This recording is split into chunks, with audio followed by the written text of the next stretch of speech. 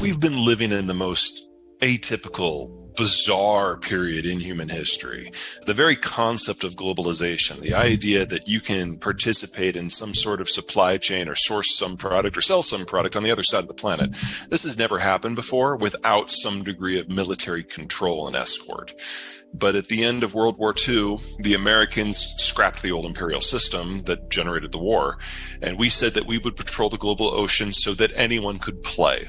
You could sail anywhere at any time, interface with any partner, participate in any manufacturing, access any raw commodity, and sell into any market. If in exchange, you would side with us against the Soviets. And that created the world that we know. And it sounds like just a simple guns for butter deal, but you got to remember how fractured everything was before 1945. Mm-hmm. If you were in a country that didn't have oil, then you didn't industrialize. If you were in a country that didn't have farmland, then your population was minuscule. Globalization allowed everyone to sell what they were good at and buy what they weren't good at, and everyone in the world became a specialist. And so we now have soy on farms in Iowa that's most productive in the world. But we also have semiconductors coming out of Taiwan, a country that was pre-industrial by every definition until very recently. And every part of the world can play now. And that has encouraged this mass diversification, and it's encouraged this mass explosion in economic activity, particularly once the Cold War ended in 1992. But it was always artificial. And it was always based on the Americans continuing to hold up the ceiling. The United States has been edging away from that ever since 1992 when the Cold War ended, and we're in the final days of that right now. And that's only kind of half of it. Is when you allow everyone to participate in global trade, people move off the farm and they take services and manufacturing jobs in town. On the farm, kids are free labor. You have a bunch. In town, kids are really, really expensive pieces of loud, annoying furniture. So you have fewer because adults aren't stupid. Yep. You play that forward for 70 years, and we have had a population bust in the making, global in scope for decades now. Mm-hmm. And most of the advanced world has now aged past the point of no return. That includes countries like China. So in this coming decade, it's not just that we're going to see populations aging out of being competitive. We're going to see populations aging out of being sustainable and actually being countries. One of the many, many, many outcomes of the 2020s is the end of China as a unified nation state and as an economy. But this has all been hardwired in now for 40 years, and we are finally reaching the point where the page turns. Every country is going to have its own story, because every country started aging at a different point, and they started aging at a different rate, and how you live in urban versus rural zones is dependent upon the local geography. So an example on the positive side, we started industrializing in the United States 200 years ago. So for us, this hasn't been a 40, 50-year process. This has been a 200-year process. And so our birth rate has dropped incrementally that entire time, but we've adapted to it as we've shifted into the cities.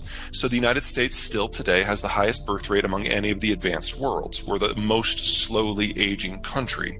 Mm-hmm. But if you go to a country like, say, China, that only started the industrialization process in about 1985, they crammed 200 years of economic advancement into 40 years.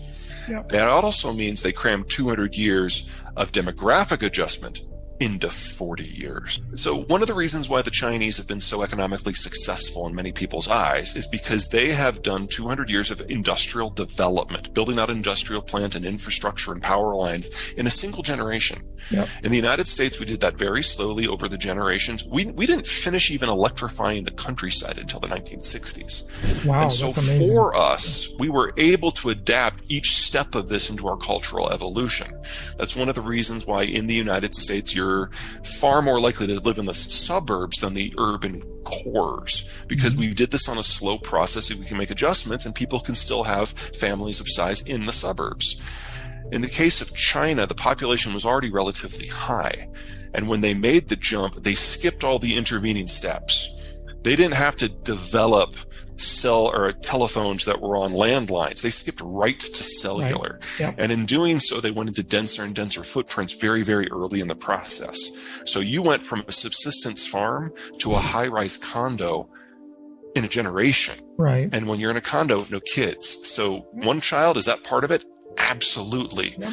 But one child is the secondary factor in the Chinese demographic collapse. The single biggest one is that they all moved in small condos in a very short period of time, and everyone just stopped having kids altogether. Yeah. So we know now that China will cease to exist as a functional demographic structure and economy this decade, because it's not just that they ran out of children.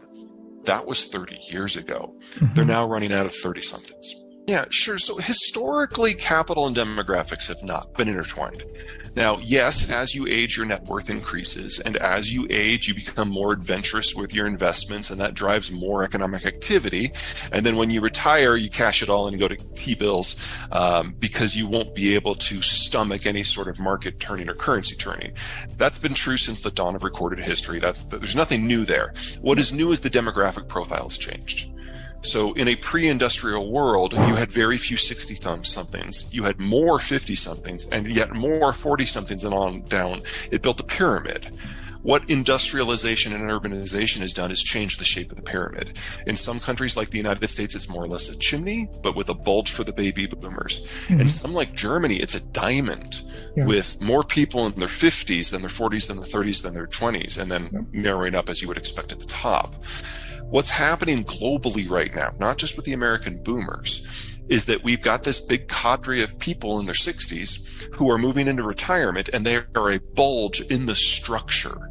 So instead of just a small group of people relative to the overpopulation that are moving on and changing their investment portfolios, we have the single largest generation in our history doing that.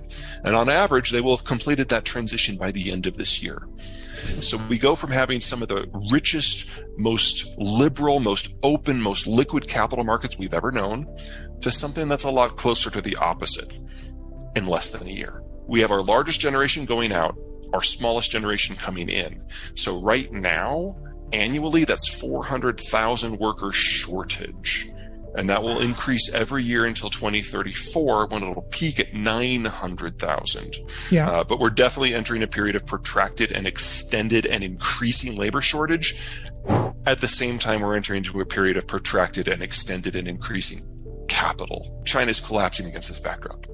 So even if we decided we were fine with a completely globalized supply chain, we still need to double the size of the industrial plant in the next few years with less capital and with less labor. Well, the baby boomers are at the height of their earning experience. Yeah. And as of the end of next year, this year, they won't be earning anymore. So the net inflows into the system from just normal demographic structure dry up considerably. The next generation down, Gen X, is very small. Yep. And even if we do succeed in having significant raises now in this labor inflationary environment, there aren't enough of us to generate nearly as much in total. So step one, we're losing volume. Step two, we're losing investment quality, because in the flight from risk on to risk off, the capital becomes a lot less interesting.